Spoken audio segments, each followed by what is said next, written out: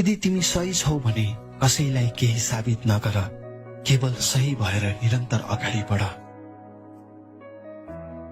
संसारका मानिसहरू जिउँदो छौन्जेल राणा बनेर घोचिरहन्छन् अनि मरेपछि चाहिँ फूल चढाएर रुन्छन्। बोल्न त मानिस 2 वर्षमै सुरु गर्छ, तर के बोल्ने भन्ने कुरा सिक्न उसलाई जिन्दगी भर लाग्छ। अनुहारको रङले नै बताउँछ मान्छेको दिल तोडिएको छ कि उसको भरोसा।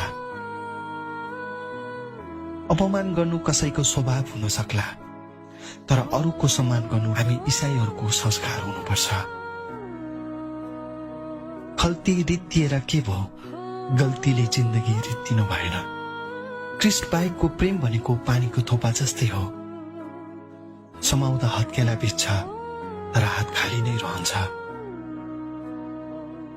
माया होस् त यस्तो होस् जहाँ एकको मन दुख्दा अर्कोको हाँसो बन्द होस्, अनि एक मुस्कुराउँदा अर्कोको दुखाइ निको होस्। अनुहार देखेर मन पराउनु आकर्षण हो, कमी थाहा भएर पनि मन पराउनु चाहिँ प्रेम हो।